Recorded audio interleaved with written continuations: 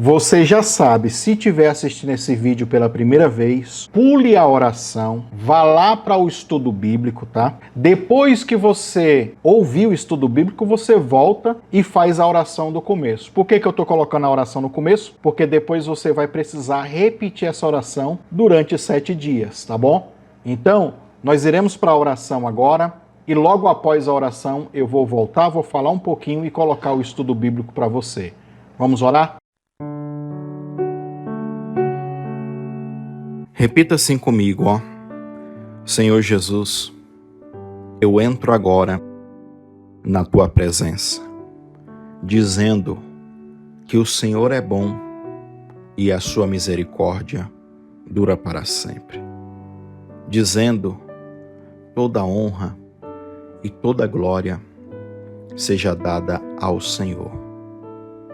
Senhor, é com ações de graça que hoje eu entro na tua presença para te pedir, libera a tua glória sobre a minha vida.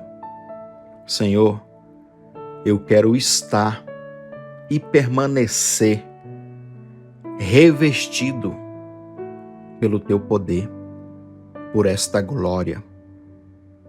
Senhor, é esta luz, é esta glória que dissipa as trevas que está em mim ou sobre mim. Eu quero agora te pedir perdão e remover todo o isolante, todo o isolamento, tudo aquilo que atrapalha, que bloqueia o raio da glória, da bênção de Deus me tocar. Iniquidades e pecados por palavras, pensamentos, atitudes, omissões.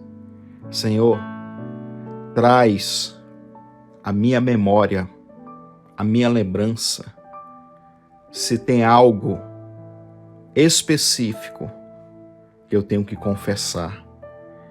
Mas eu te peço, Senhor, que não haja mais esse muro de separação entre mim e o Senhor.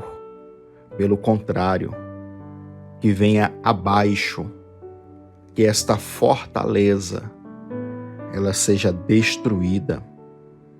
Toda resistência no segundo céu, toda essa nuvem de demônios que impede eu receber do Senhor o meu milagre. Eu quero agora declarar que este mal está sendo destruído. Rompe, Senhor, quebra com essa resistência no segundo céu, porque eu quero viver o amanhecer de Deus na minha vida financeira. Eu quero viver para contemplar e receber pela manhã, bem cedinho, o raio do sol da justiça. Senhor, eu quero agora que este raio toque a minha vida.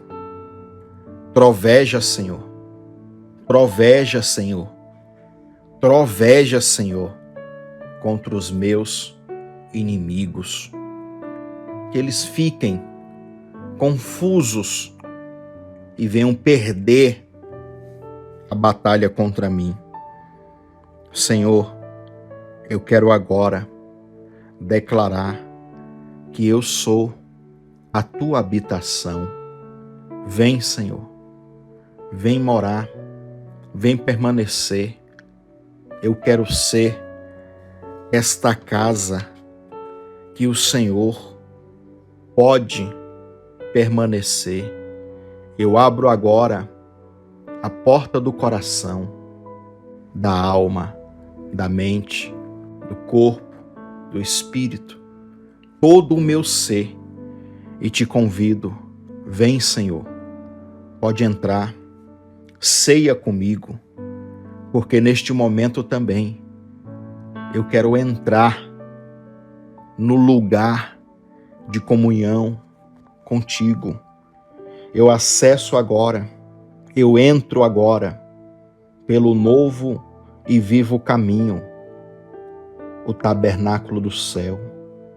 Senhor, eu passo agora pelo átrio e declaro: morra agora o meu eu, o meu ego, para que viva apenas o Senhor. No altar do holocausto, eu declaro: morra o meu eu. Senhor, vou e me lavo e me purifico agora na pia de bronze. Declaro a minha carne, o meu corpo, totalmente purificado. Senhor, ainda no tabernáculo, eu entro neste lugar santo e digo à minha alma: veja, contemple e receba a luz, a revelação da menorá, as 7 chamas, os 7 Espíritos de Deus. Receba agora esta revelação e se acenda as 7 chamas do Espírito. Senhor, dentro deste lugar santo, eu me assento na mesa para comer espiritualmente desta mesa o pão da propiciação, a comunhão íntima, a aliança. Senhor, eu quero agora que, da mesma forma que sobe o incenso, o cheiro da fumaça, que a minha oração, a minha adoração, as minhas ofertas subam agora como cheiro de suavidade. E por fim, eu entro no lugar mais íntimo, no Santíssimo Lugar. Ali está a Arca da Aliança, o concerto. Ali está a tampa, o propiciatório, os 2 querubins, acima deles a glória, a Shekinah, a Kavod. Libera, Senhor, o teu poder e muda completamente a realidade financeira que eu vivo hoje, que eu estou hoje. Senhor, me leva a alcançar níveis maiores de glória, de bênção. A partir de hoje, eu viverei cheio deste poder, desta glória, e que esta glória reflita, que esta glória se materialize em forma de milagres, em nome de Jesus. Amém e amém.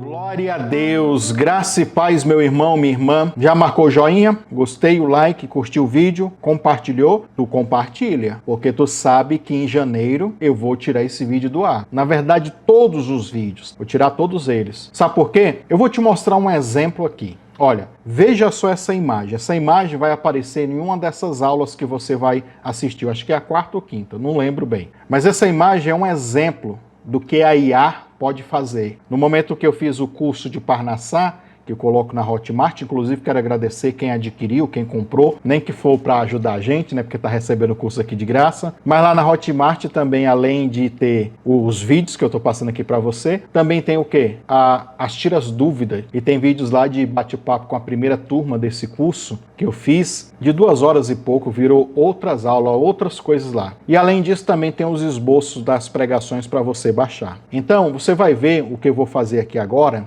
vou mostrar para você. Essa imagem aqui, por exemplo, é uma imagem que vai aparecer no curso. Por que eu vou reeditar esse curso? Por causa disso aqui, ó. Olha agora essa imagem eu pedindo a inteligência artificial para fazer.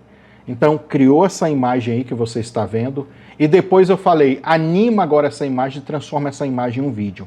Veja só a coisa sensacional que a IA faz. Então, é isso daí, meu irmão.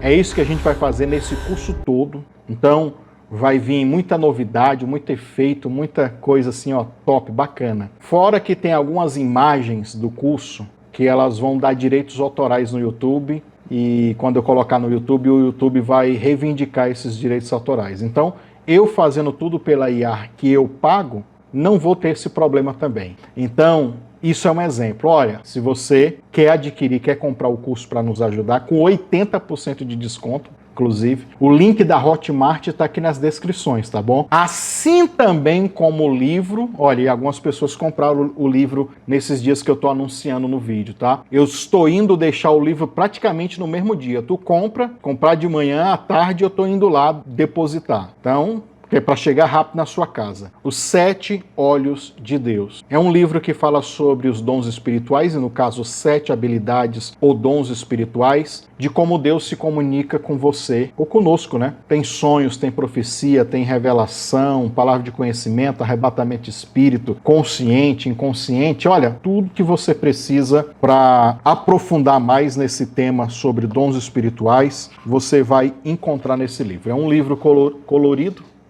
tá? Tá aí imagens do livro. Você pode adquirir clicando aqui abaixo também nas descrições. Você compra o livro. E antes de eu passar aqui o estudo bíblico para você, vou colocar aqui uma ediçãozinha para falar mais do livro, certo? E outra coisa, antes de eu passar aqui por uma ediçãozinha que fala do livro, se você quiser assistir os 2 vídeos anteriores a esse aqui, eu criei uma playlist. O link também está aí nas descrições. Vai estar escrito assim, ó, playlist deste curso. Tá? Entre parênteses, Parnassá, e depois o link. Você clicando, você encontra os demais vídeos, os outros 2 vídeos que passaram. Pessoal, a última coisa que eu vou falar aqui hoje, para você pegar a aula. Se você quiser, como eu estou falando todos os dias aqui para você, né? Eu estou falando, faz essa oração durante 7 dias. Se você ainda está fazendo a primeira oração, faz a primeira oração com a segunda junta. Se você quiser fazer a primeira oração e a segunda também, e a terceira também, você que sabe, pode acumular, tá bom? Não precisa você fazer só uma, não, eu tenho que fazer 7 dias, depois eu vou fazer outra. Não, se tu quiser fazer 2 ou 3 orações, quantas tu quiser, num dia só, pode fazer. O importante é você fazer essas orações, cada uma delas, durante 7 dias. Ah, não, então eu vou fazer assim, eu vou fazer durante uma semana eu faço 2, depois durante mais 2, né, até completar 8 vídeos, que vão ser 8 aulas, entendeu? E aí vai dar bastante. Não tem, o que eu quero te dizer aqui é que não tem problema você acumular e fazer mais de um tipo de oração por dia. Pode fazer, porque também eu não vou deixar tanto tempo os vídeos aqui no YouTube, que depois eu vou ter que tirar, por causa que o curso a gente vai pegar ele e vai remasterizar. Então você pode acelerar nesse sentido. O importante é você orar mesmo. Tá gostando do curso? Então, é isso daí. Quiser abençoar a gente comprando ele na Hotmart lá, ajuda a gente aí também, tá? A gente depende das ajudas de vocês. Então agora, depois de falar tanto aqui, nos outros dias não vou falar tanto mais, eu vou deixar você então com a aula. E lembre-se, terminou de assistir a aula, volta e faz a oração. Fechou? Que Deus abençoe você, uma boa aula e que Deus te abençoe na hora da oração.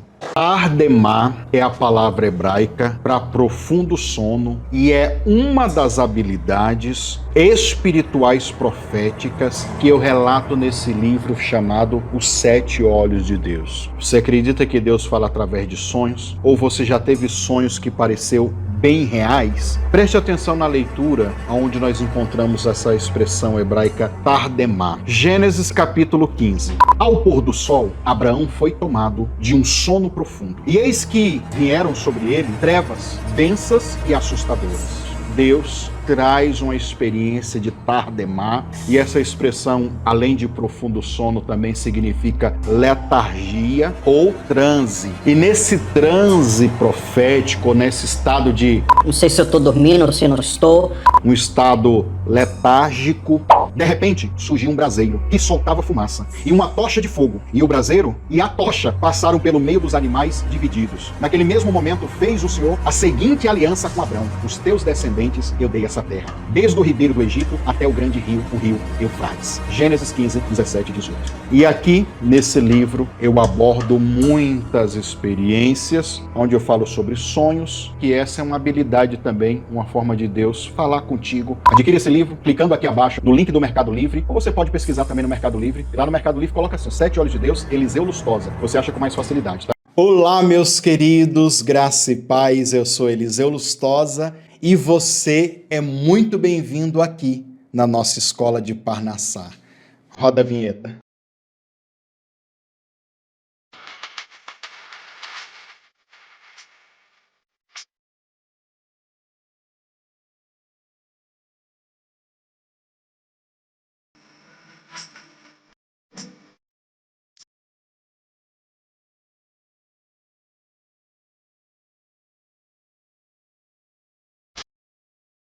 Pois bem, chegamos aqui então à terceira aula. Hoje eu quero tirar uma dúvida de você. Sabe aquela dúvida que você carrega ao longo de muitos anos? Que dúvida? Por que a mulher do fluxo de sangue tocou em Jesus e recebeu o seu milagre? Você lembra dessa passagem bíblica? Jesus parou e disse: olha, alguém me tocou. Os discípulos responderam: mestre, como assim alguém te tocou? Olha a multidão aí que te aperta. Olha a multidão aí que está todo mundo tocando no Senhor e o Senhor vem perguntar quem é que te tocou? Jesus disse o quê? Quem tocou em mim, tocou diferente. Porque eu senti sair de mim o quê? Poder, virtude. O que aconteceu com aquela mulher? Ela foi curada imediatamente. Talvez você já ouviu inúmeras pregações sobre isso. Ah, porque tem gente que toca e não recebe, porque tem gente que toca e recebe. É uma dúvida cruel que a gente carrega. Eu quero falar para vocês hoje, dentro de uma profundidade, que existe coisas que isolam a liberação da glória, a liberação do poder. Por que eu gastei aí quase 2 aulas praticamente para falar para você que você é a luz? Que dentro de você tem um espírito que é a pura glória, pura luz, que inclusive veio da fonte de luz, veio do Pai das luzes, porque é isso que você é. E preste atenção no que eu vou te dizer. Luz tem que se conectar à luz. Olha o entendimento. Se você vê um fio descascado, dando curto-circuito ali, você vai pegar na mão direto aquele fio descascado? Não, hein? Se eu pegar, eu vou tomar um choque tremendo e posso até morrer. O que eu vou fazer? Vou pegar um alicate. Porque o alicate tem uma borracha, é ou não é? Aquele instrumento. E aí, com o alicate, como tem o isolamento, como tem a borracha, a descarga elétrica não vai passar e eu não vou tomar o choque e não vou morrer. Existem coisas na tua vida que são um isolante, que não deixa o fluxo da glória, a descarga elétrica da glória de Deus, do poder de Deus tocar você. O que eu vou falar aqui nessa aula é um conceito universal que serve para tudo. Serve para a vida financeira, serve para a vida espiritual, amorosa, serve para tudo. Então preste bem atenção nesta aula, é importantíssima. Eu poderia classificar aqui 2 classes ou 2 tipos de isolantes. Primeira classe, isolantes da alma. Isolantes que tem a ver com feridas na alma, que tem a ver com traumas, frustrações, decepções, tem a ver com a mentalidade, inclusive quando você ouve aí o convite, vem participar de um curso de coach, eu vou destravar a tua mente. É assim ou não é? Quantos de nós já passamos ou estamos ainda investindo? Detalhe, conhecimento você não perde, ele vai ficar dentro de você. Vale a pena você investir em conhecimento. Mas quantos já passaram? Em 500 destrava a mente, virou uma biblioteca ambulante, como eu digo sempre, mas continua com a vida do mesmo jeito. Destravou a mente, mas a vida continua a mesma. Não flui, não acontece. Este curso é para levar você a compreender o que está acima disso, além disso, o que está fora do alcance, às vezes, do olhar espiritual desses mestres do coach. E eu não estou dizendo que não vale a pena, vale, tem muitas ferramentas boas, eu só digo que às vezes não é suficiente. Então, poderíamos até futuramente fazer um curso aprofundado de cura interior e libertação e apresentar para as pessoas esses isolantes da alma. Porém, nós iremos tratar aqui de isolantes espirituais. Vai fazer com que você entenda como é o mundo espiritual, como que funciona. A partir do momento que você sabe como funciona, a sua oração, a sua espiritualidade, a sua vida, ela fica melhor, mais inteligente e, com isso, mais precisa. Lembra da primeira aula? A espiritualidade da alma e a espiritualidade do espírito. Daqui para frente a gente vai aprofundar para amadurecer a espiritualidade do espírito que já está pronto. Ainda nessa introdução, antes de entrar no tema da aula, eu quero ler para você, lógico que não vai estar fora do tema, eu quero ler para você Zacarias capítulo 3, versículo 1 e 2. Diz assim, ó: E ele mostrou-me o sumo sacerdote Josué, o qual estava diante do anjo do Senhor. E Satanás também estava lá, estava à sua direita, para impedi-lo, para interpor. São as traduções, tá, irmãos? Mas o Senhor disse a Satanás: O Senhor te repreenda, ó Satanás. Sim, o Senhor que escolheu Jerusalém te repreenda. Sabe o que eu quero desses dois versículos? O final do versículo 2. Olha a pergunta. Falando de Satanás, um tição tirado do fogo ou uma brasa tirada da fogueira? O que acontece quando você tira a brasa da fogueira? Apaga. Estando dentro da fogueira, continua viva aquela brasa quente. Tirou? Foi isso que aconteceu com o diabo e ele perdeu as vestes de glória. Foi isso que aconteceu com o homem e a escuridão o invadiu. Todas as vezes que nós nos afastamos da fonte de poder, da fonte de luz, da fonte de energia, da fonte da glória, temos a tendência natural de apagar, porque somos luz.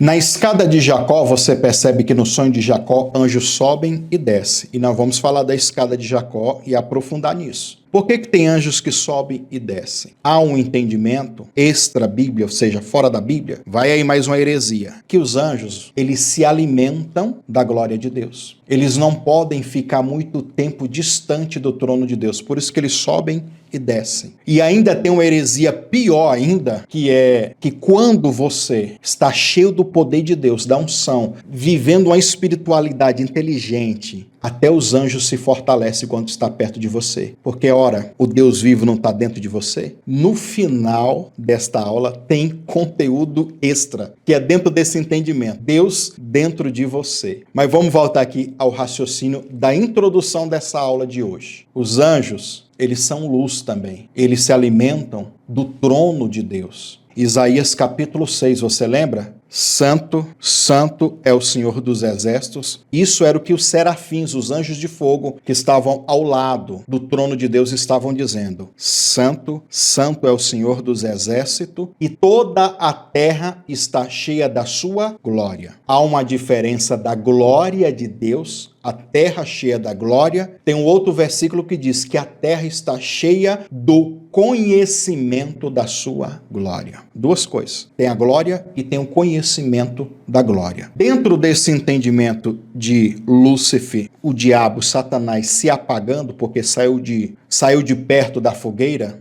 na verdade, ele foi expulso. E aqui em Isaías capítulo 6, os serafins dizendo, santo, santo é o Senhor dos exércitos, e toda a terra está cheia da sua glória. Com essa introdução, nós iremos entrar agora, então, dentro da aula. Qual é o tema de hoje? Um raio de luz. Santo, santo, santo é o Senhor dos exércitos, e toda a terra está cheia da glória, da luz. Vamos lá?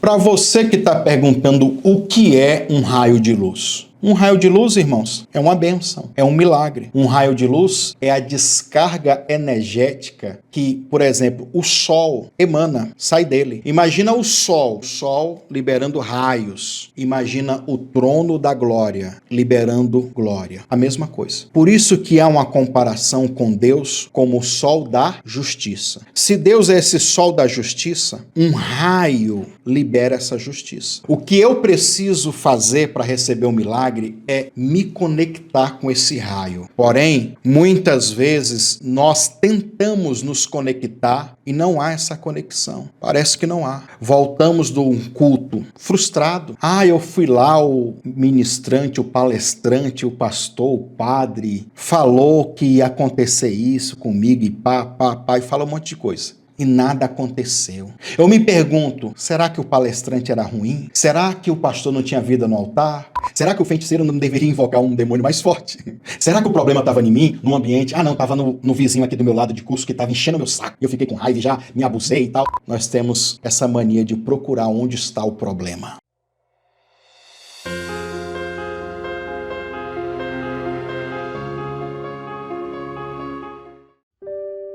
E muitas vezes não queremos reconhecer que o problema está em nós. E aí desenvolvemos a síndrome, a culpa não é minha. Adão e Eva, quando estavam no jardim e pecaram, o que Adão falou? Senhor, a culpa não é minha. Foi essa mulher que o Senhor me deu. A mulher diz, Senhor, mas a culpa não é minha. Foi a serpente que me enganou. Depois disso, vai evoluindo até chegar ao nível de Caim, a síndrome de vagabundo. Em outras palavras, o vitimismo.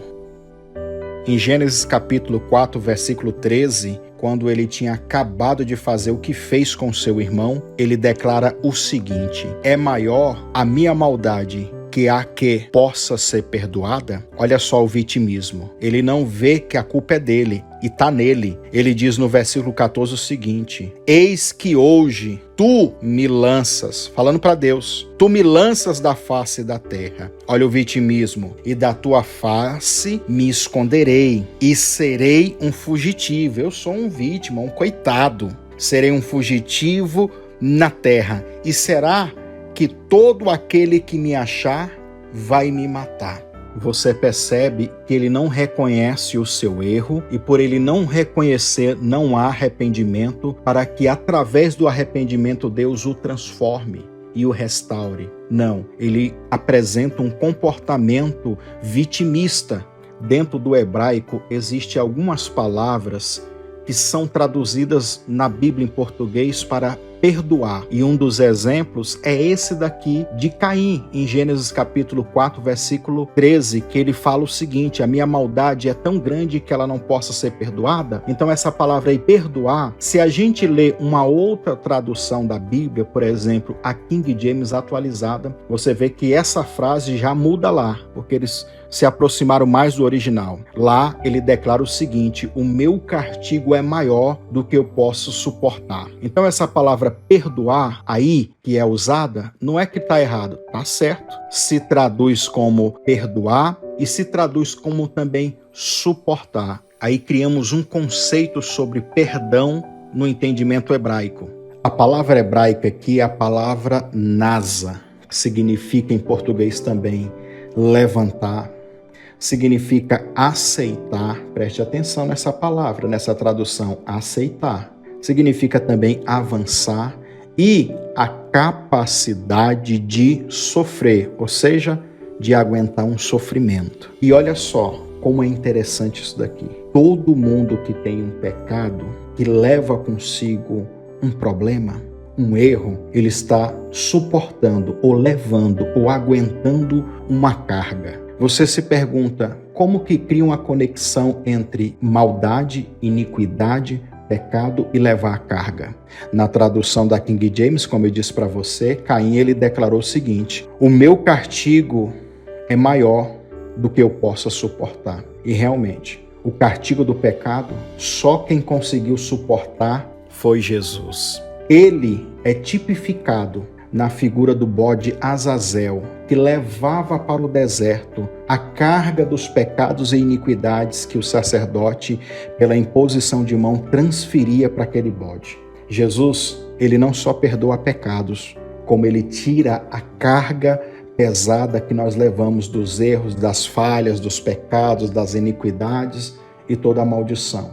Mas é a partir do momento que nós reconhecemos e dizemos para ele o seguinte: Senhor, eu não consigo levar essa carga, toma ela de mim, leva ela, eu não quero mais ela. E a sociedade, a cada dia que passa, em todos os países, se torna mais ateísta. Eles estão continuamente criando discursos e narrativas, dizendo para as pessoas: olha, se aceite, você é a si mesmo, é a sua natureza, fazendo com que as pessoas aceitem essa natureza adâmica, fadada a carregar este fardo de pecado que o próprio Jesus quer remover. Porém, como eles não têm essa revelação de Cristo levando, carregando este fardo, tirando de sobre as pessoas, eles continuam escravos. Porém, muitas dessas pessoas já procuraram a igreja cristã, e encontraram lá líderes religiosos, PhDs na teologia e nas doutrinas humanas, que já estão sofrendo o esfriamento espiritual há muito tempo. Olham apenas para o natural, não há mais vida no espírito, não há mais uma espiritualidade transcendente, sobrenatural, apenas dogmas e doutrinas e liturgias chatas e rabugentas que só servem de paliativo para algum problema. Quando eles não têm uma resposta para uma situação espiritual mais complicada, eles vão dizer para as pessoas o seguinte: olha, aceita também que essa é a vontade de Deus. Você está doente? É a vontade de Deus. Você não prospera financeiramente? É porque Deus não tem riqueza e prosperidade para você. E assim muitos já entraram num processo de amargura com Deus, esfriamento e sucessivamente morte espiritual.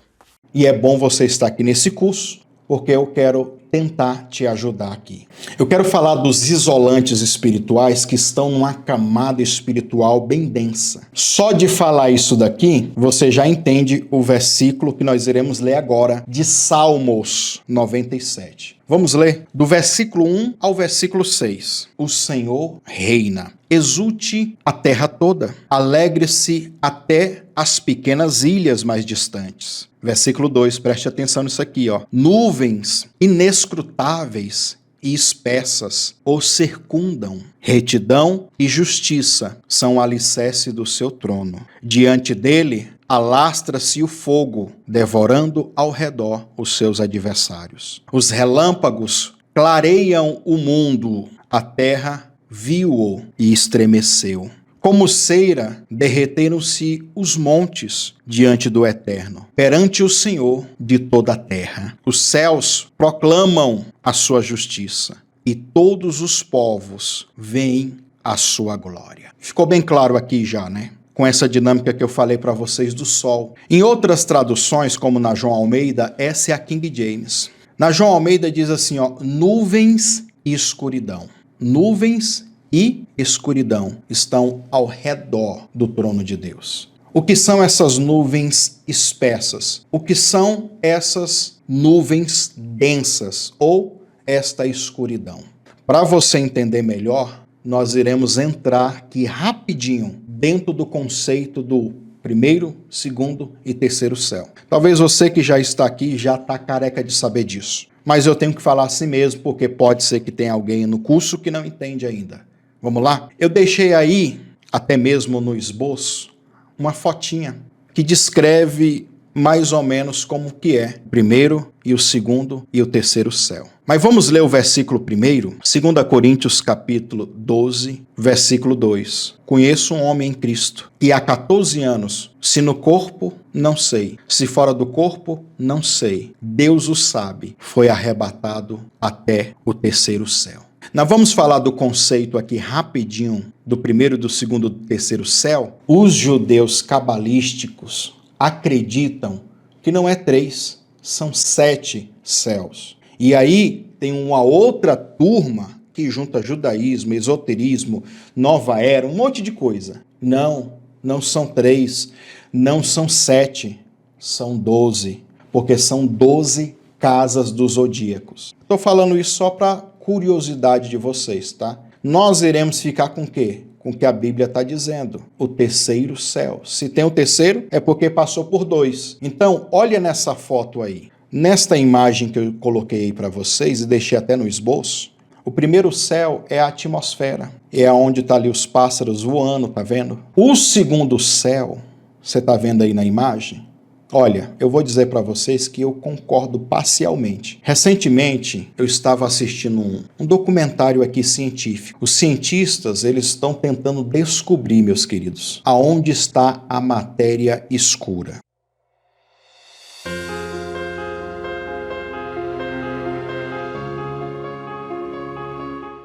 O nosso universo é fantástico.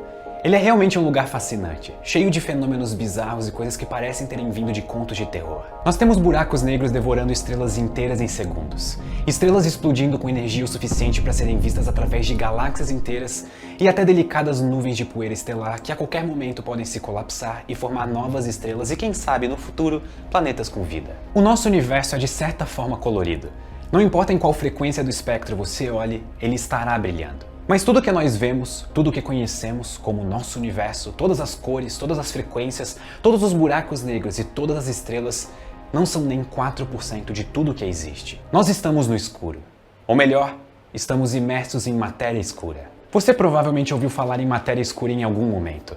Ela soa como algo exótico, que não entendemos direito. E é exatamente isso. A matéria escura não é uma coisa em específico, mas sim o apelido dado para um dos problemas abertos mais intrigantes da física. O problema começa nos céus. Quando olhamos para uma galáxia e usamos a luz das suas estrelas para avaliar a sua massa total, nós obtemos um valor. Mas quando olhamos para a mesma galáxia e usamos outro método que não dependa da luz para avaliar a sua massa, nós obtemos um valor de 5 a 6 vezes maior. No caso da galáxia de Andrômeda, a massa visível é por volta de 250 bilhões de massas solares. Mas a massa total verdadeira é de cerca de 1,5 trilhão de massas solares. Essa diferença entre a massa que podemos ver e a massa total vale para a maior parte das galáxias que nós podemos observar. Então temos um padrão claro. A maior parte da matéria do universo não está visível. E é essa matéria oculta que nós chamamos de matéria escura, justamente porque não podemos vê-la. Então o que é essa matéria escura? A resposta certa por hora é: nós não sabemos. Tudo que existe, tudo que possa ser visto, tudo que possa ser detectado, partículas, das maiores às menores, e tem muitas já que eles descobriram, todas elas vieram, ou surgiram, ou foram criadas, feitas de uma tal matéria escura. É uma coisa que eles sabem que existe, porém não conseguem provar porque não tem como detectar. Aonde está? Como que atua? Como que é? Inclusive foi o que criou o Big Bang. O Big Bang foi essa explosão, também tem a ver com isso.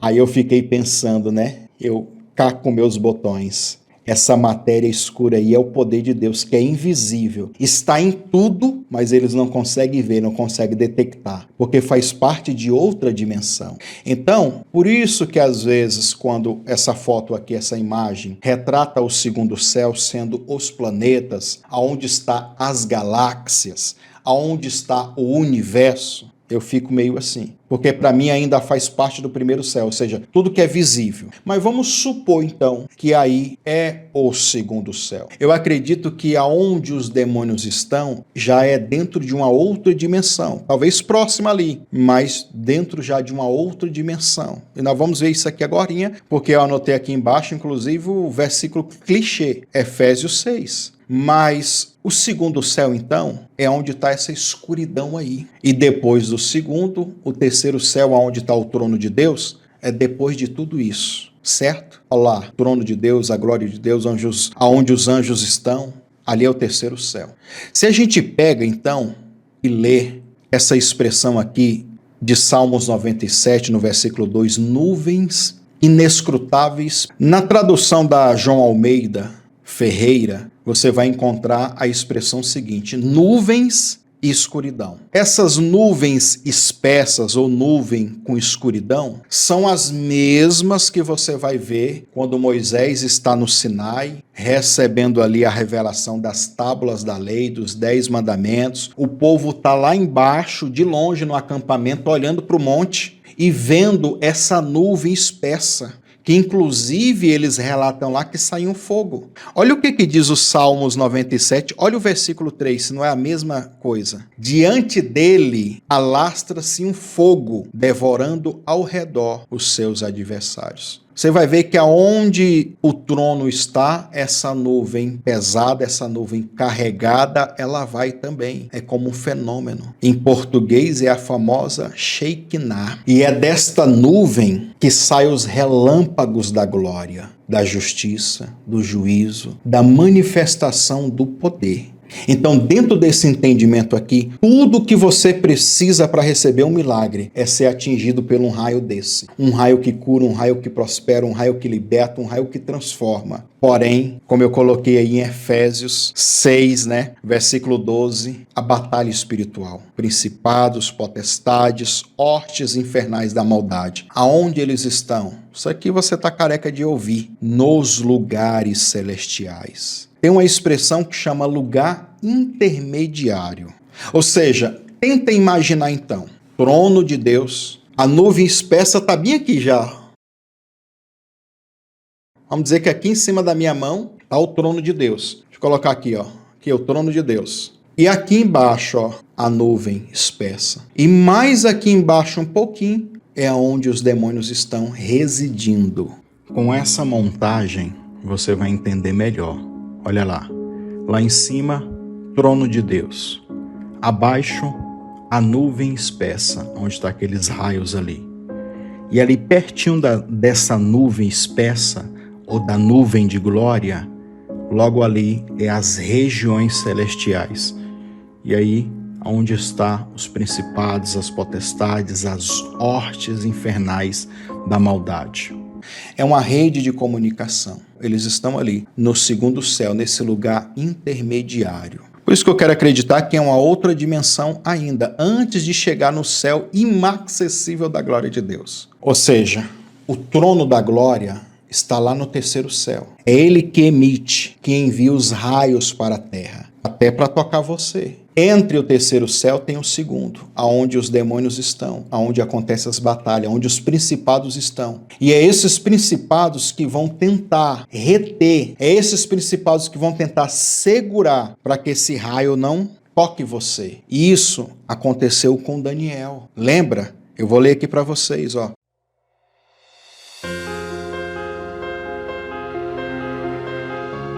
Daniel 10, versículo 12. O anjo chegou para Daniel e disse assim, ó, então me disse, não temas, Daniel, porque desde o primeiro dia em que aplicaste o teu coração a compreender e a humilhar-se perante o teu Deus, são ouvidas as tuas palavras, e eu vim por causa das tuas palavras. Quem é? É o anjo do Senhor, o anjo Gabriel. Daniel começa a orar na terra, as palavras dele chegam lá, atravessa todas essas camadas e chega ao trono de Deus. Em resposta, Deus envia o anjo, ok? Quando o anjo vem trazendo a resposta, acontece uma interferência. E essa interferência, o versículo 13 de Daniel 10 vai responder. Mas o príncipe do reino da Pérsia me resistiu 21 dias. Inclusive foi o tempo que Daniel ficou orando e jejuando. Mas o anjo tinha dito, desde o primeiro dia que tu orou, eu ouvi. A resposta só demorou porque eles me seguraram aqui. É desta camada, é deste isolante que nós vamos compreender e aprofundar mais. A pergunta é, os demônios em si mesmo, eles têm força, eles têm poder, eles têm capacidade para reter esse raio, para segurar a minha bênção? Por que que acontece? Por que que a minha vida não muda? Por que que não flui?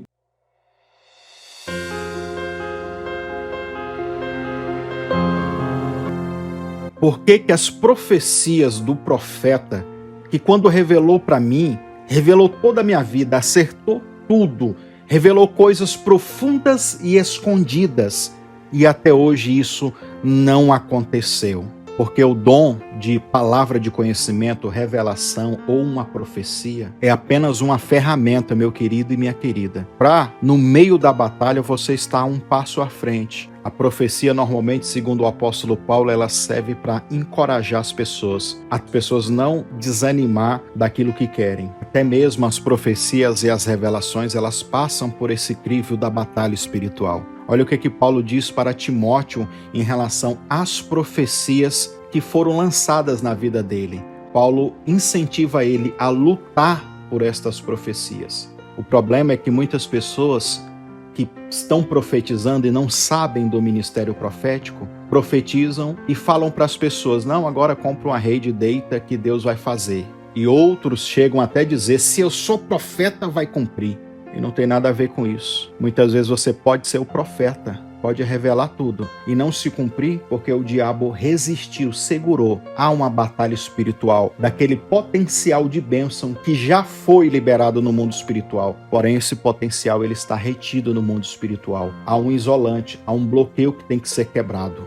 E essa estrutura maligna, este isolamento espiritual, ele é reforçado por chavões e superstições de pessoas que deveriam ser proféticos, mas são patéticos. Ensinam as pessoas dizendo o seguinte, se Deus revelou a macumba, é porque vai quebrar. Se Deus revelou a enfermidade, é porque a enfermidade vai ser curada. Se Deus revelou que você vai prosperar, você vai ficar rico. Quantos você conhece que já ouviu e num culto, numa reunião de libertação, ouviu esse tipo de coisa e a pessoa saiu enferma? A pessoa continuou na miséria? A pessoa continuou enfeitiçada, manifestando demônios. A revelação, meu querido e minha querida, e a profecia, elas servem para mostrar para você um alvo, dizendo assim, agora atinja esse alvo, lute, batalhe.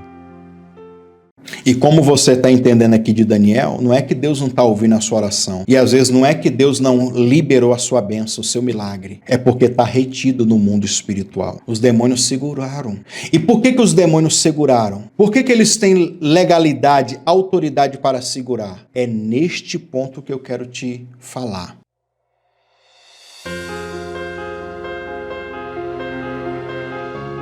Antes da gente continuar aqui, então, o raciocínio, eu quero só reforçar aqui, porque eu anotei aí no esboço as palavras no original, a gente vai ler aqui para você entender melhor. O que são nuvens inescrutáveis? Tá aí o hebraico, o significado é massa de nuvem, que tem a ver com o quê? Nublado. Névoa pesada, nuvem de trovões. E olha essa palavra, nimbo. Eu anotei uma curiosidade sobre essa nuvem. Grande nuvem cinzenta, espessa e de baixa altitude, que se precipita facilmente em chuva ou em neve. Se você perceber, quando choveu Saraiva, fogo, e destruiu Sodoma e Gomorra, o que tu acha que é? Se não é o trono de Deus se manifestando, como lá no Sinai, e o povo via fogo saindo da nuvem. Fogo, fogo!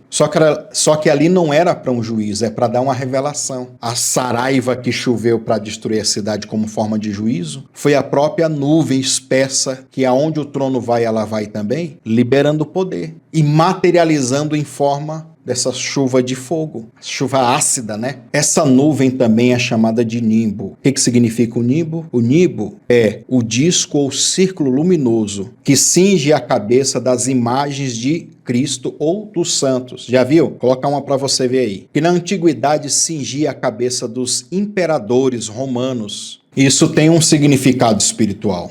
É uma espécie de coroa, um poder, uma luz que emana, coroas espirituais. E aí é um outro assunto. Então, se você vê o nimbo em volta do trono, é basicamente dizer que Deus está coroado de poder e de glória. Eu até coloquei o versículo 11 do Salmos 97 para você aí. A luz amanhece para o justo e para os corações retos o júbilo. Eu coloquei só uma palavra, amanhecer. A luz amanhece. que a luz amanhece? A palavra amanhecer é a palavra Zara, inclusive é o nome daquela loja, né? Bem conhecida aí. Significa semear, espalhar, dar luz, frutificar, florescer. No hebraico mais antigo, princesa. Ou seja, a luz do amanhecer, a luz para o justo, é o brilho que vai até você, que faz espalhar a glória, que dá à luz a bênção, que faz você frutificar, florescer e coroar, porque tem a ver com princesa.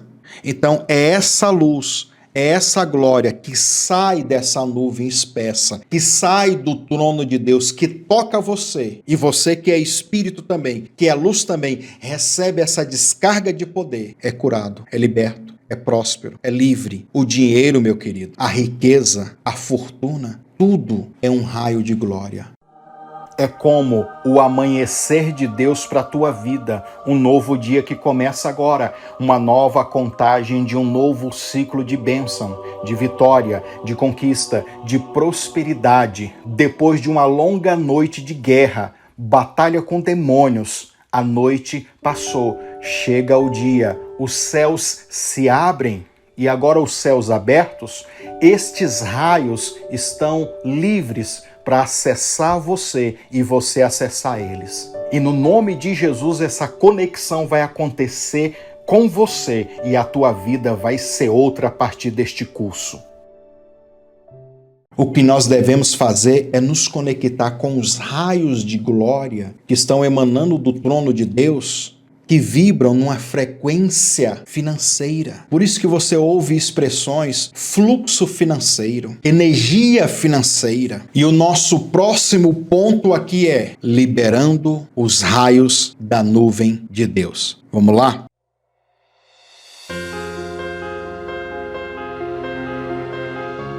E o versículo que nós iremos ler é 1 Samuel 7, a partir do versículo 7. Preste atenção na leitura e no entendimento aqui que é poderoso. Logo que os filisteus foram informados que os israelitas se haviam reunido em assembleia em Mispa, você vê que eu coloquei aí, entre parênteses, que a palavra Mispa significa torre de vigia. Eles estavam num lugar alto, um lugar estratégico. Eles se reuniram em Mispa porque era um lugar alto. De lá, um lugar privilegiado. O texto continua dizendo o seguinte: os príncipes, os líderes do povo filisteu subiram com o objetivo, eles estavam no alto, por isso que eles subiram, com o objetivo de atacar Israel. Sabendo disso, os filhos de Israel sentiram grande medo dos soldados filisteus. Correram para Samuel e lhe rogaram: não cesse de invocar o nome do Senhor, nosso Deus, para que ele nos salve das mãos dos filisteus. Eu vou fazer uma pausa aqui antes de continuar lendo, só para já explicar isso daqui. Olha só, Samuel recebe aquele recado, ouve aquele pedido, desesperado. Os soldados estavam cheios de medo, inseguros. É neste ponto aqui que nós entendemos que o espiritual faz toda a diferença.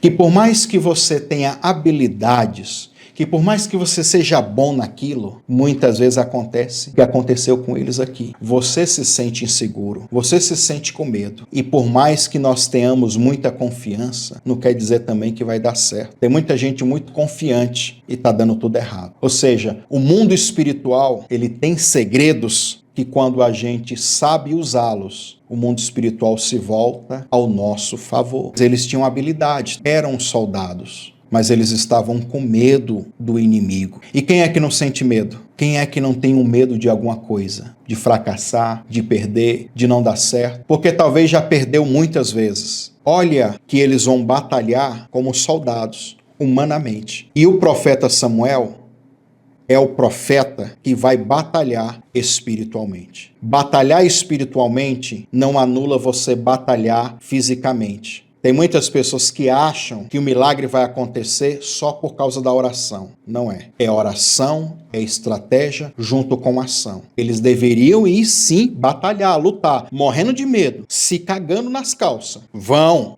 assim mesmo. Lá vocês vão ver a diferença, porque o mundo espiritual, nós vamos mexer nele aqui agora. O que o profeta faz? Versículo 9. Então Samuel tomou um cordeirinho ainda não desmamado e ofereceu inteiro como holocausto ao Senhor, pelo povo de Israel. E o Senhor ouviu e respondeu a sua oração. Enquanto Samuel estava queimando completamente o sacrifício que oferecia a Deus, os filisteus atacaram Israel. Vixe.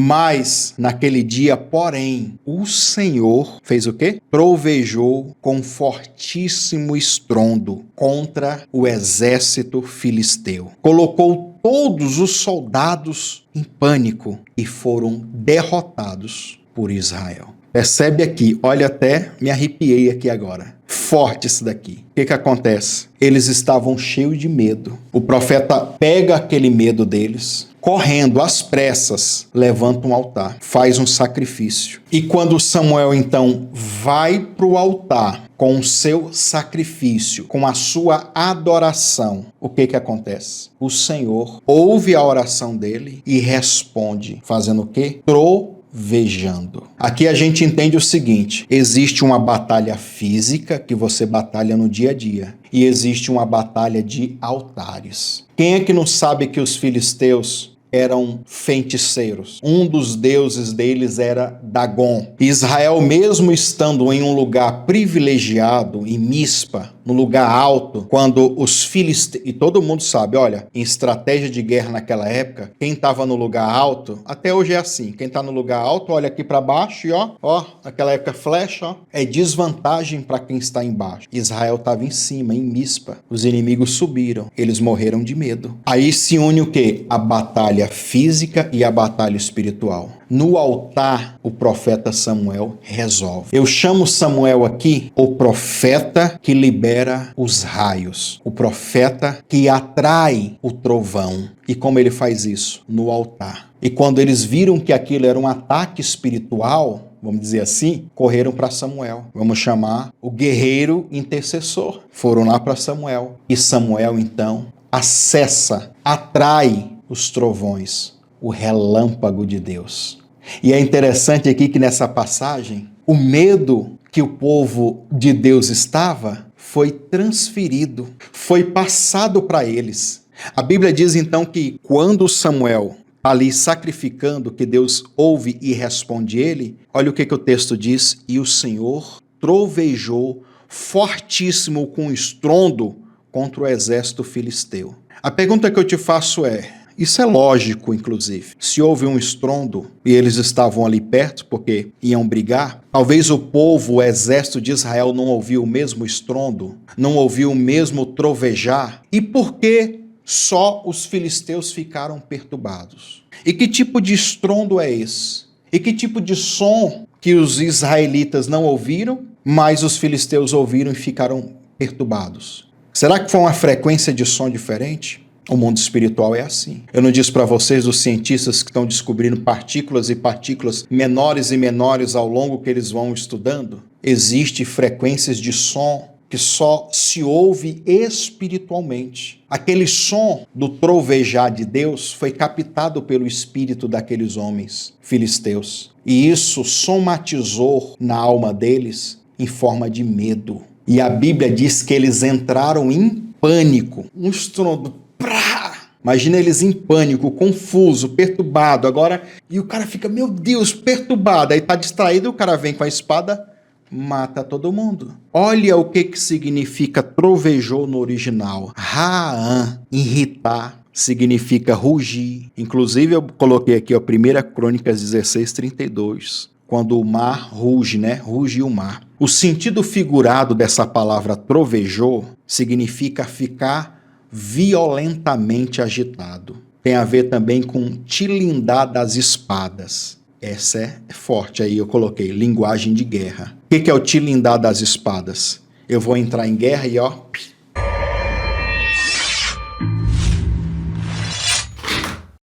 O som daquele trovão, tá aí o sentido figurado. Foi o próprio Deus pegando as suas espadas e e eles ouviram só o som do trovão, das espadas, tilindando e sentiram medo.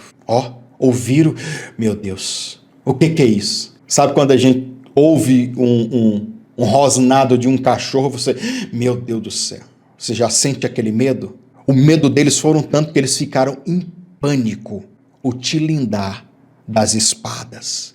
O profeta vai para o altar, faz Deus trovejar. Então nós entendemos aqui que fazer Deus trovejar é o quê? Deus se irritou. Olha aí a palavra no original. Deus rugiu. Talvez eles ouviram o som de um rugido. O rugido do leão da tribo de Judá. Olha aí, irmãos.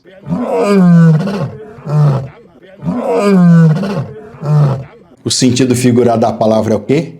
Ficar violentamente agitado.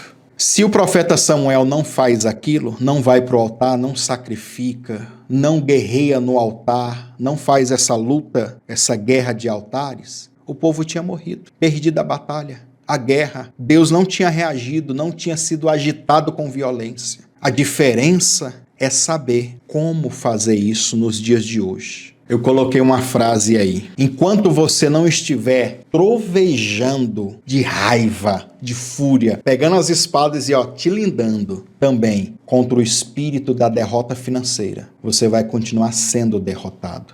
Se eles não tomam aquela atitude de guerrear no altar, de saber que existem batalhas que são aparentemente físicas, o pano de fundo é espiritual, são coisas espirituais.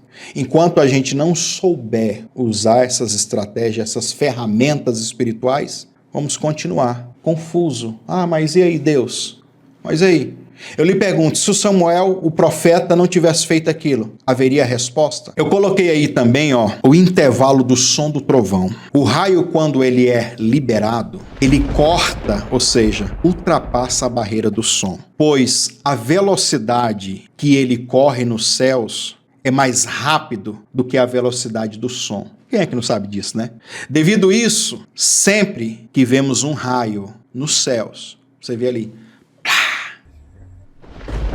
você vê o clarão primeiro, depois você ouve o estrondo. É assim ou não é? Aí, vemos primeiro o seu brilho e depois o som. Esse é o efeito chamado de delay, que do inglês para o português é atraso. Olha a frase novamente. Primeiro se ouve nos céus e depois na terra. Quando o profeta ele pega aquele sacrifício, ele vai ali com raiva, ele vai ali com fúria contra os inimigos dele. Não, Israel não pode perder essa batalha. Os filisteus não vão ganhar. Ele já está aqui dentro, o som já está aqui dentro dele. Ele vai levar isso para o altar para ser liberado no mundo espiritual. Deus ele só corresponde àquilo que foi colocado no altar. A Bíblia diz assim que Deus respondeu à oração de Samuel. Que oração que ele fez? Não está escrita a oração. Só está dizendo que ele fez o sacrifício. Ele fez alguma oração ali? Fez, mas a Bíblia não fala qual é o conteúdo dessa oração. Tenta imaginar. Então, o que ele coloca na oração, o altar é que vai liberar isso no mundo espiritual. Não tem como você ganhar batalhas aqui no plano físico sem não ganhar primeiro no mundo espiritual. Não adianta fazer trovejar aqui no plano físico se primeiro não trovejou no mundo espiritual. Eu coloquei aqui, a profecia é um delay daquilo que já aconteceu no céu, nos lugares em Cristo. Estrala lá,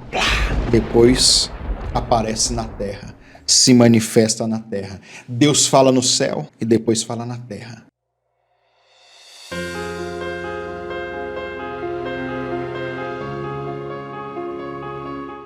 Você sabe que a voz do Senhor é a voz do trovão, do relâmpago, do raio. Jó 37, 3, 5. Ele dispara os seus relâmpagos e manda que estes cortem toda a extensão dos céus. Ordena que se dirijam velozmente para os confins da terra. Logo após a luz vem, logo após a luz vem o som do seu grande estrondo. Ele troveja com a sua voz majestosa. Quando a sua voz ressoa, nada pode fazê-la voltar atrás. A voz de Deus surge maravilhosamente na imensidão como muitos trovões. Só Ele realiza obras magníficas, muito acima do nosso entendimento. O que aqueles homens ouviram foram a voz de Deus, uma voz que causou medo, pânico.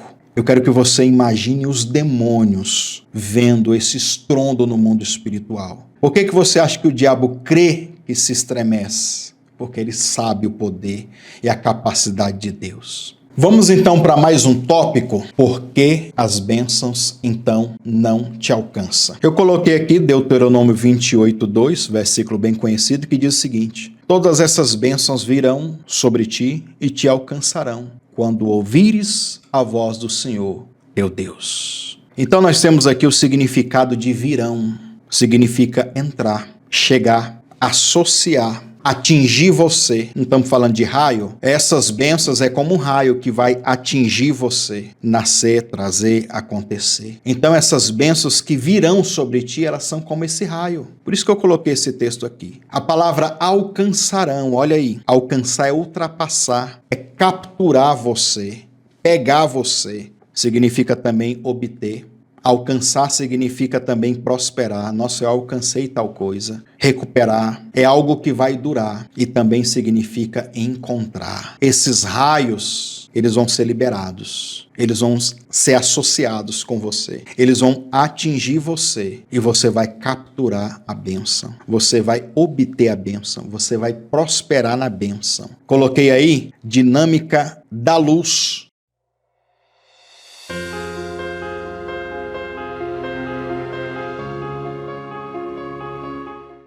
Aí eu vou ler o texto aqui para a gente fazer a dinâmica aqui para você, tá bom? Igualmente, não se acende uma candeia para colocar debaixo do cesto. Ao contrário, coloca-se no velador e assim ilumina todos aqueles que estão na casa. Amém? Olha só o que eu tenho aqui, uma lâmpada. Nós vamos fazer uma dinâmica aqui, e essa dinâmica eu faço ela todas as vezes que eu vou dar uma palestra sobre luz. Por exemplo, essa lâmpada minha aqui, quadradinha, ela está em 1% da sua claridade. Eu vou aumentando aqui, ó. Preste atenção.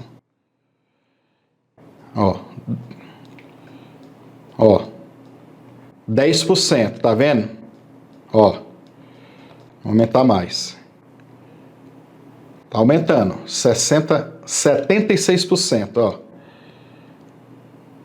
Pronto. Ela tá agora 100% da sua potência.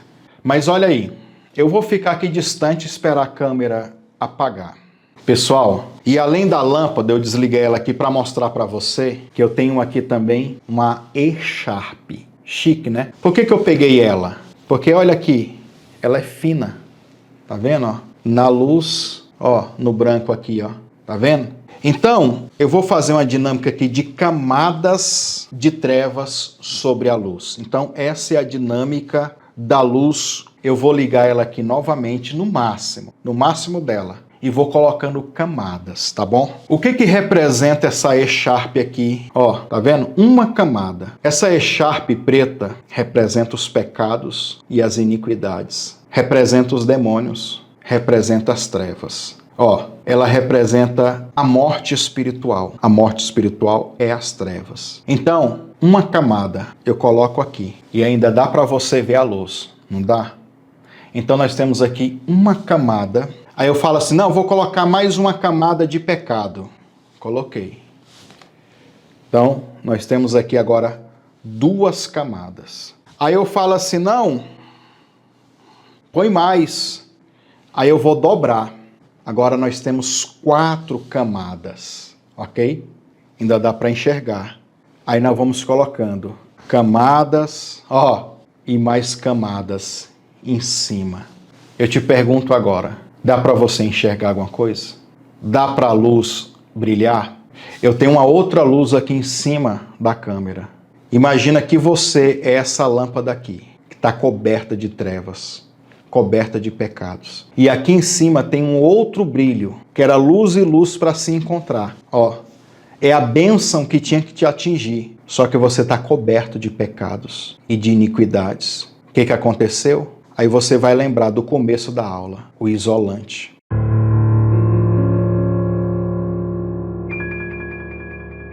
Podemos aqui separar 2 níveis de isolamentos espirituais sobre a vida de uma pessoa. O primeiro nível é o nível mais simples, ele é mais pessoal, individual. Esse primeiro nível envolve cura interior, a libertação tradicional, expulsar demônio, renunciar. Este primeiro nível, quando você aceita Jesus, começa a orar, jejuar, fazer exercícios básicos de fé, conhecer a palavra, isso vai sendo quebrado, vai sendo destruído conforme você exercita a fé.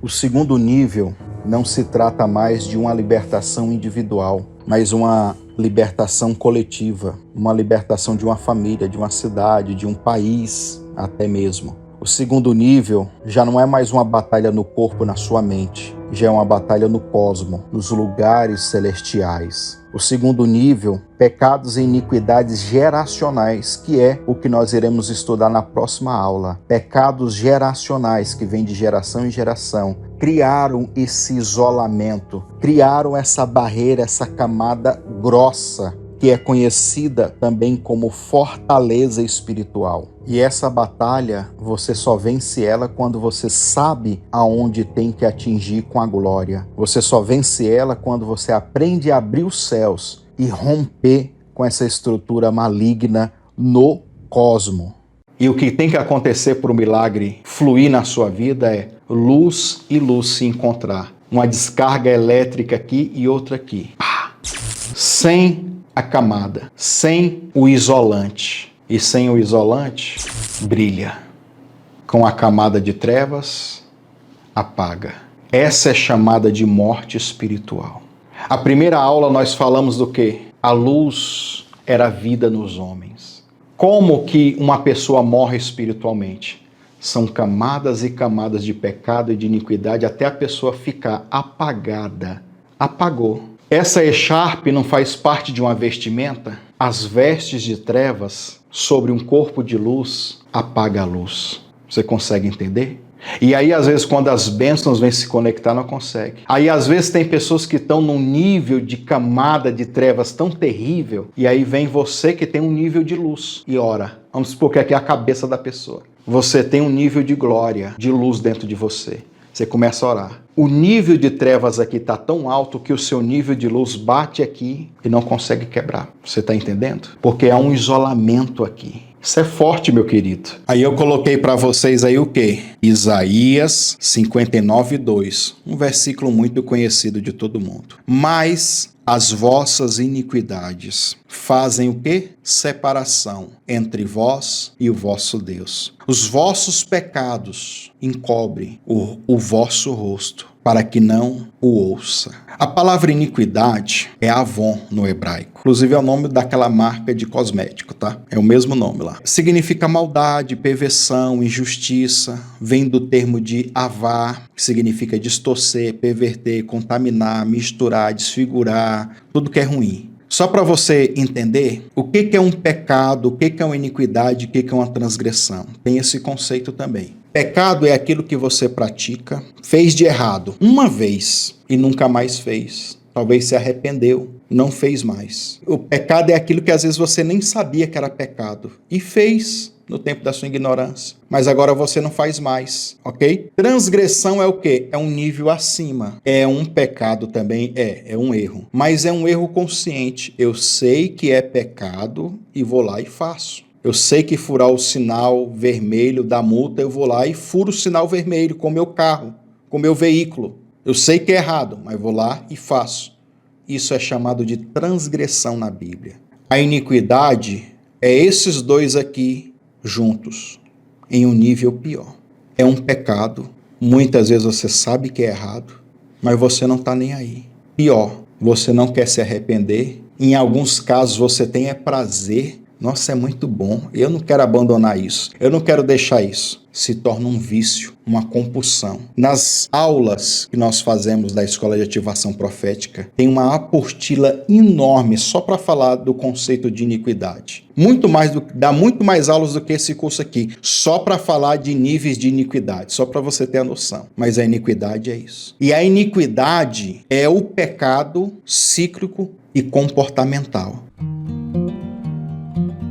Como falamos muito sobre identidade, para você ter a ideia, o poder da iniquidade, dentro deste entendimento sobre a identidade espiritual, sabe o que a iniquidade faz? A iniquidade faz um rei. Nós não falamos de vestes de realeza? A iniquidade faz um rei virar, se tornar, se transformar em um mendigo. É como se já fizesse parte da essência da pessoa.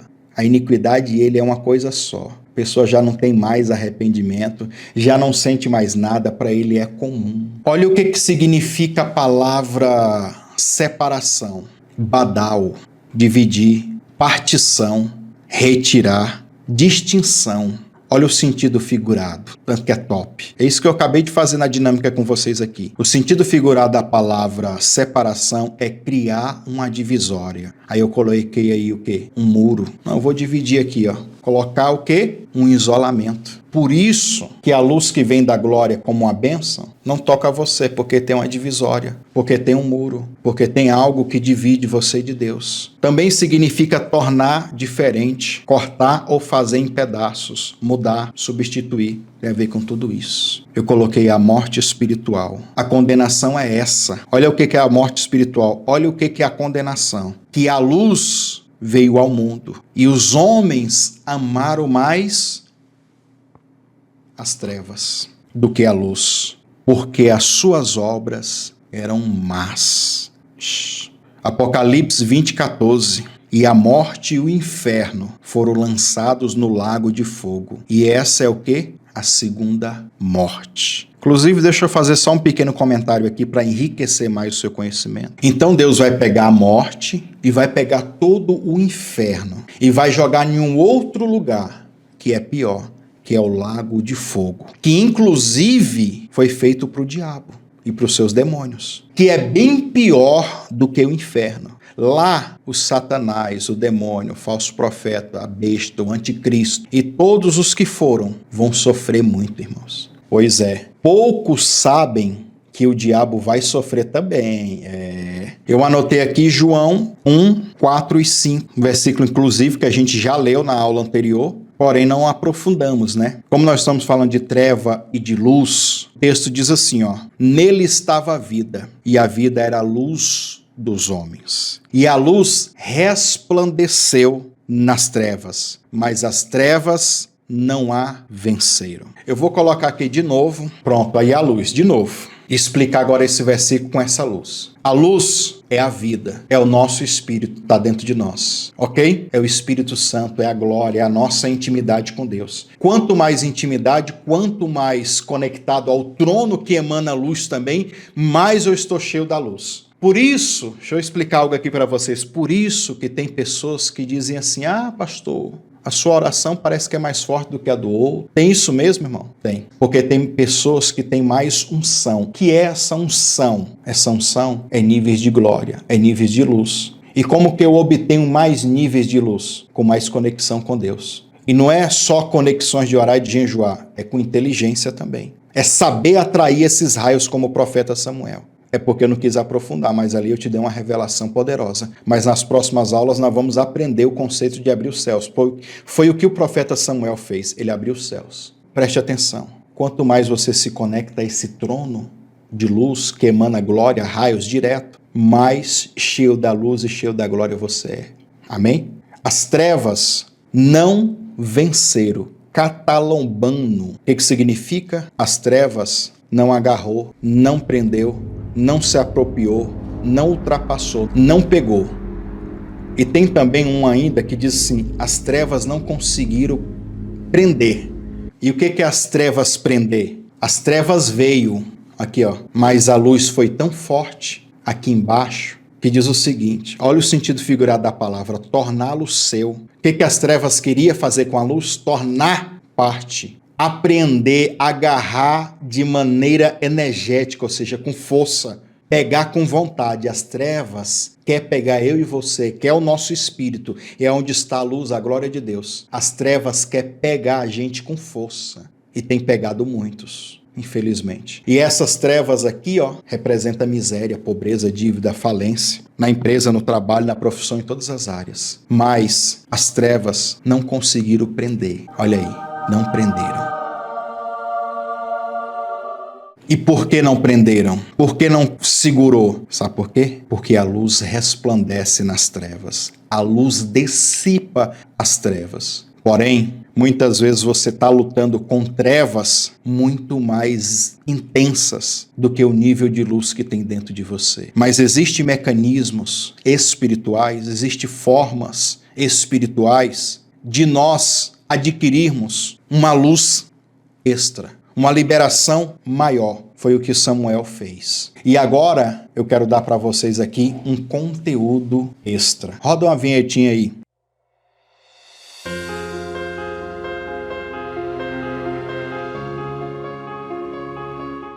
E esse conteúdo extra ainda é para falar sobre a sua identidade, quem você é. E além de luz, você também é o templo de Deus. Você vai perceber que essa aula aqui, ela vai dar o pontapé para a nossa próxima aula. E a nossa próxima aula, nós vamos falar dos ciclos de pecados e iniquidades que se repetem, que são os loops de repetições. E no caso, nós vamos falar especificamente financeira. Você está percebendo que nós estamos saindo de 3 aulas que praticamente a gente falou da nossa identidade. Por que eu insisto falar muito da identidade? Porque a partir do momento que você descobre quem você é e quem Deus é, o diabo não te segura. Ao mesmo tempo, nós estamos vendo aqui também quem o diabo é e como derrotá-lo. Ele é quem? Ele é as trevas. As trevas não podem prender a luz. As trevas, por mais que ela quer agarrar de forma energética, ou seja, com força, com vontade, a luz que há dentro de você pelo Espírito Santo é tão mais intensa, tão mais forte que pode quebrar. E como que eu faço para receber essa luz mais intensa? Se conectando mais à fonte de luz, ao poder, ao trono e quebrar a barreira, o isolamento. O que aquela mulher fez do fluxo de sangue, ela rompeu com todos os isolamentos e conseguiu fazer com que o espírito dela se conectasse ao espírito do Messias. E houve ali um milagre. Foi uma conexão espiritual, muito mais do que alma, muito mais do que físico, foi espiritual. Mas vamos lá, o conteúdo extra. Qual é o tema? Eu sou o templo de Deus.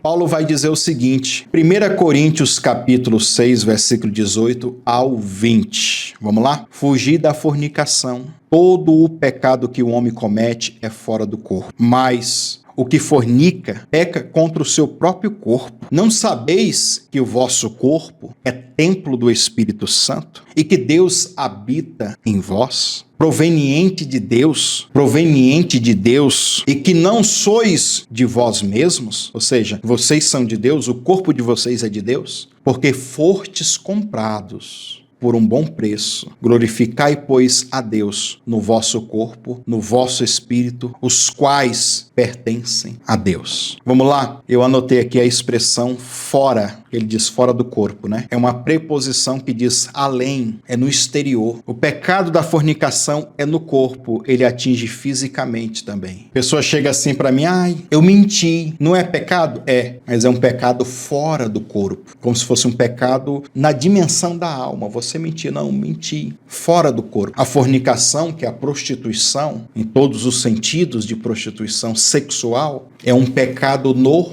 corpo. E Paulo vai fazer aqui aquele paralelo que o corpo, é isso que nós vamos entender, que o corpo físico, ele é uma réplica do tabernáculo no sentido espiritual, uma réplica do templo no sentido espiritual. A palavra templo é a palavra naos, inclusive, que é o que? Habitar, ou santuário, lugar de habitação divina, templo, morada sagrada, O que o corpo é? Um santuário, um lugar onde Deus habita. Essa palavra refere-se ao santuário, o templo judaico propriamente dito. Ou seja, quando Paulo está escrevendo isso, ele tem em mente que o nosso corpo é como o tabernáculo. Por que o tabernáculo, o primeiro, foi feito de pele de animais? Porque era para representar a nossa pele também. Não era para ser feito de pedra como fez o templo depois, que foi ideia do homem. Deus aceitou? Deus aceitou. Mas a réplica original, inclusive da que tem no céu, não é de pedras, como o templo, e sim um tabernáculo. De coisas que Deus criou, não o homem. Não feito pela mão humana, mas sim pela mão de Deus. Aí tem aqui no comentário que eu coloquei, ou seja, um lugar que tem apenas 2 compartimentos interiores, que consiste em quê? Lugar santo e lugar santíssimo. Aí, Paulo diz o seguinte: porque fordes comprados por um bom preço. Essa palavra comprados, nós já estudamos ela aqui. Lembra em Apocalipse? Comprai de mim ouro. Então, é a palavra agorazo. Lembra que eu citei? Comprados em um comércio. Só que eu mudei aqui um pouquinho a expressão. Comprado em um comércio. Ainda coloquei aqui no esboço para você lembrar da esposa de Oséias. Ou seja, nós somos comprados por um bom preço. É como se a gente estivesse num comércio. Você está ali paradinho. Aí lembra da esposa de Oséias, parada ali como uma escrava, e uma escrava sexual também, inclusive. Ela estava ali para ser vendida. Quem quer comprar uma escrava? Então, imagina a gente no comércio de escravos. E éramos escravos do pecado, do diabo. Deus vai passando e fala: olha, gostei daquele dali. Vou libertar ele. Quanto que é? Aí ele vai lá e compra você. A expressão bom preço, ou seja, comprado por bom preço, no grego é timer, bom preço essa expressão, que vem de tio, significa o quê? Conceder honra. Pagar respeito, ou pagar imputando, colocando respeito. Valor percebido significa também valor, literalmente preço. Mas olha isso daqui, ó, honra percebida. Olha que bacana, ou seja, o que tem valor aos olhos do que vê. Talvez muitos passam, isso aí eu não pago. Quanto que é? Não quero. Não. O outro passa também, não quero. Aí você passa e nossa, não é que eu gostei? Aos meus olhos, eu gostei. Eu e você, aos olhos de Deus, temos um bom valor. Ele sabe olhar para mim e você e nos enxergar com honra. Por isso que ele resolveu nos comprar. Agora, nós vamos aqui para os utensílios do tabernáculo. Olha a revelação aqui. E do templo também, né? No átrio, o primeiro utensílio do tabernáculo que podemos citar é o altar do holocausto.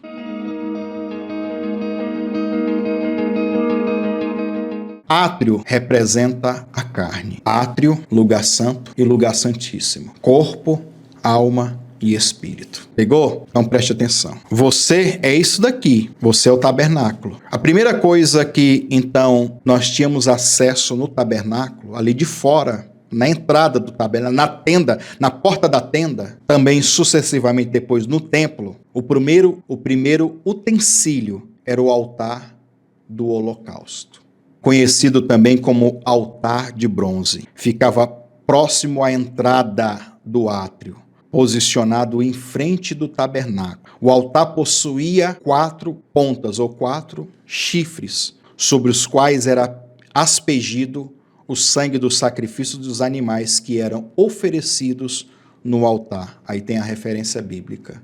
A carne era o símbolo da morte. Carne sempre tem a ver com morte. Também presente no átrio, mais precisamente entre o altar do holocausto e a porta do tabernáculo, ficava a pia de bronze, o lavatório. Essa pia era usada pelos sacerdotes para a purificação antes que pudesse entrar na presença de Deus no tabernáculo.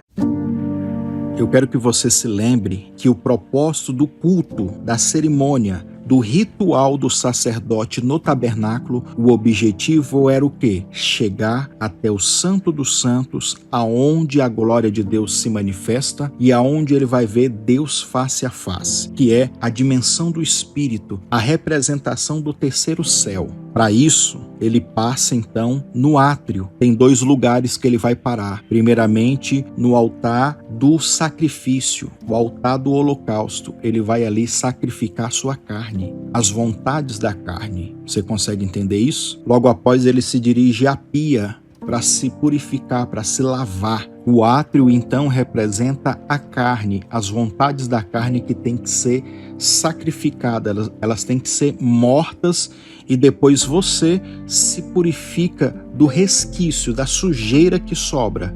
E tanto o fogo como a água também são dois elementos de purificação. Então, ainda na dimensão da carne, do corpo físico, nós temos a pia, a água, a purificação, o batismo. Vós sois limpos pela palavra. Nós temos a libertação. Quer entrar na dimensão do espírito, lá no lugar santíssimo, faz esse mesmo processo aqui do sacerdote. Mata a sua carne lá no altar de bronze, se lava nas águas do batismo, nas águas da palavra e vai continuando. Vamos continuar aqui? Aí agora nós temos o outro compartimento, o lugar santo. O tabernáculo era dividido internamente em dois ambientes, lugar santo e o santo dos santos, ou o lugar santíssimo.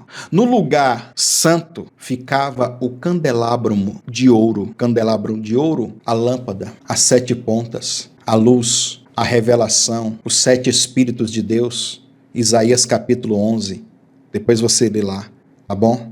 A mesa dos pães da propiciação, 12 pães. Inclusive nós vamos ler aqui, 12 pães. Pães é o quê? O corpo, a comunhão, ok? Os 12 representando as 12 tribos de Israel. Pão sempre tem a ver com a comunhão. E o altar do incenso. O que se fazia no altar do incenso? O que representa o incenso? Oração e adoração. Significa também a minhá. A minhá é a oração da tarde, a oração do incenso. Então, na dimensão da alma, tem que ter a revelação, candelabro, luz, chamado de menorá, né? Tem que ter a comunhão com Deus na alma, na dimensão da alma, os pães da apropriação. E tem que ter a adoração. E aí eu vou atravessando. Eu vou pular aqui, depois você lê, tá? Aí aqui vai explicar mais sobre as coisas aí. Eu vou lá pro lugar santíssimo. Você lê aí no seu esboço, pra gente ir para a parte final. Lugar santíssimo, havia o quê? A arca da aliança, a arca do testemunho. Sobre a arca do testemunho propiciatório, que eu fiz questão de colocar aí no esboço, carporete. Palavra essa que vem do termo carfá ou carpá, que significa cobertura, e foi literalmente a tampa de ouro sólida sobre a arca da aliança que ficava no lugar santo, no tabernáculo. Mishkan é a palavra hebraica para tabernáculo. Essa palavra, irmão,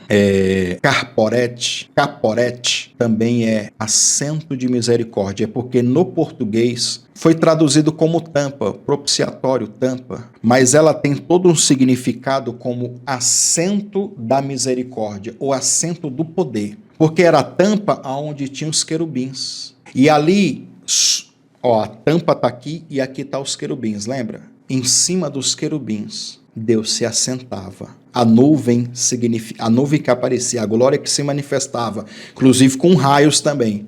A glória que se manifestava ali era como se assentasse sobre os querubins. Por isso que fala assento da misericórdia. E todas as vezes que ele se assentava ali, recebia o sacrifício, liberava o quê? Misericórdia e perdoava o povo. Visão hebraica do tabernáculo no Antigo Testamento. E me farão um santuário. Eu coloquei aí entre parênteses, habitação. E habitarei no meio deles. Êxodo 25:8. Mishkan, que é tabernáculo, vem de Sharem. Inclusive coloquei aí no esboço aí como se pronuncia, tá? Sharem. Sharem significa vizinho. Olha aí. Tabernáculo vem do termo Sharem. Mishkan, que é tabernáculo, que significa habitação, vem desse termo Sharem, e Sharem que significa o quê? Vizinho. Então, quando Deus, lá no Antigo Testamento, diz assim, faz um tabernáculo para mim, está falando tabernáculo, era uma casa, e habitarei no meio deles. Está dizendo o quê? Eu vou ser vizinho deles. Quando você está num momento de perreio, há uma urgência, uma emergência, não dá tempo de chamar o parente que está longe. Você recorre a quem? Ao vizinho. É assim ou não é? Charan é outro conceito que tem dessa mesma raiz semântica, tá?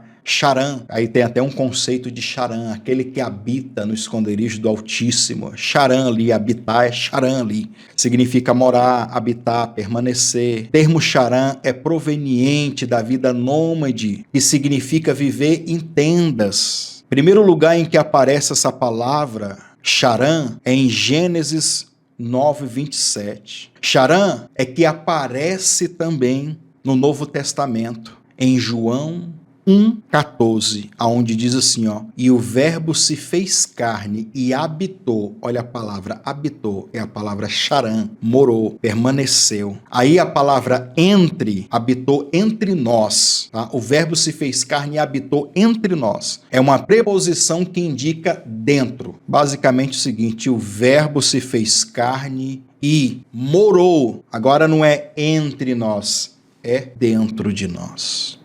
Nós temos um conceito do Antigo Testamento, Deus falando, construa um tabernáculo e eu vou ser vizinho de vocês. No Novo Testamento, vocês são o tabernáculo e eu habito dentro de vocês. E eu moro dentro de vocês. Eu não sou mais vizinho. Agora, vocês são a minha casa e eu sou a casa de vocês. Somos um só. Olha que diferença, né?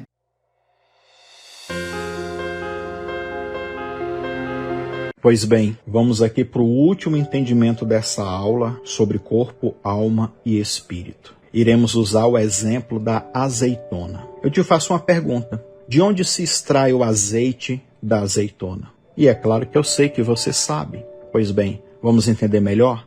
A primeira parte da azeitona é a casca, representando aqui o corpo, o exterior, o que está por fora, a aparência.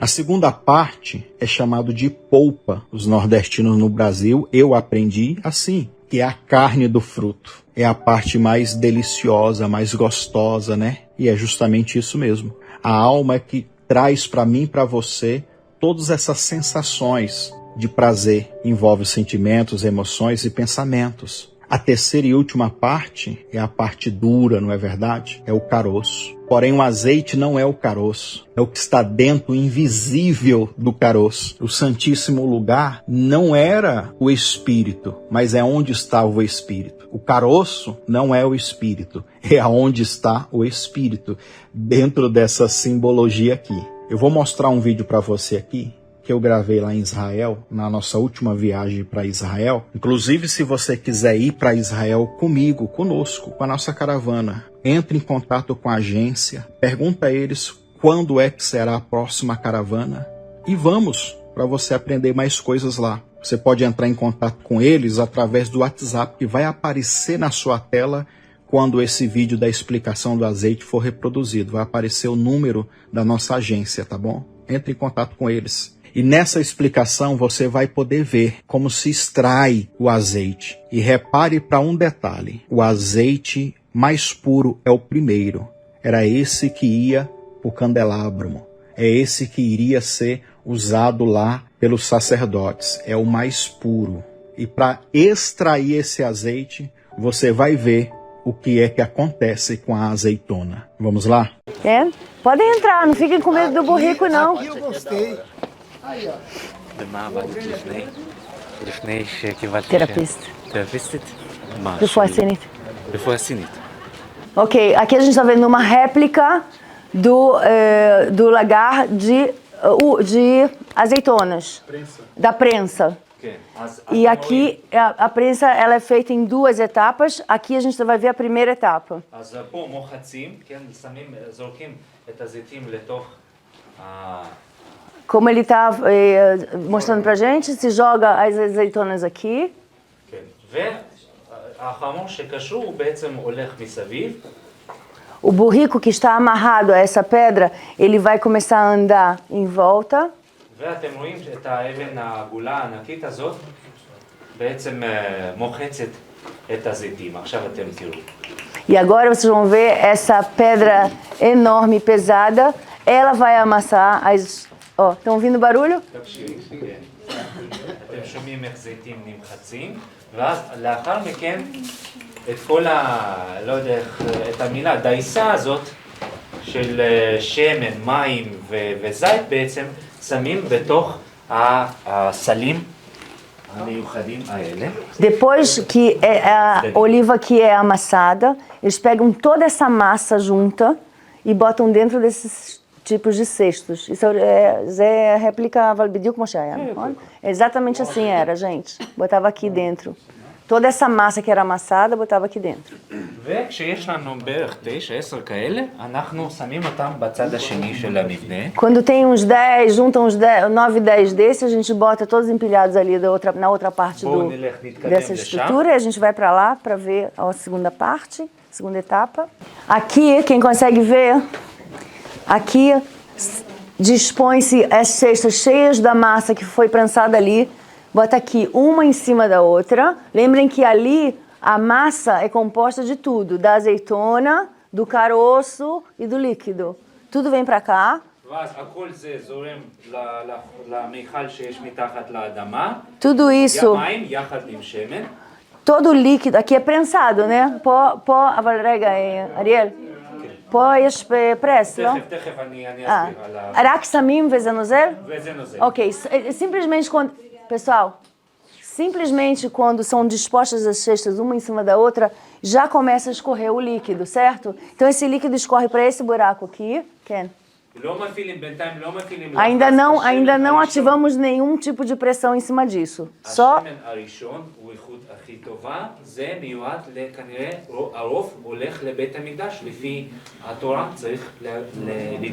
וזה השמן הראשון, זה רק מה שיורד בלי פרס. בלי פרס. Pessoal, lembra que a gente falou da primeira extração do óleo? Então, a primeira extração do óleo é feita sem nenhuma pressão. Essa é a primeira extração do óleo. É o óleo primeiro que cai. Esse óleo é levado para o templo e é usado no templo como está escrito. E aí sim a gente começa a pressionar quando a gente vai abaixar isso aqui para fazer a pressão.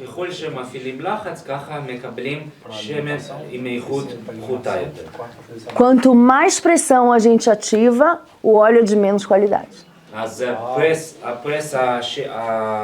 הפרס השני, השמן השני, הוא הולך לקוסמטיקה, רפואה, אוכל.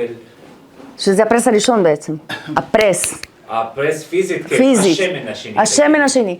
A primeira pressão, que é o segundo óleo, a segunda extração, onde a gente vai fazer a primeira pressão, esse óleo vai para medicina, remédios,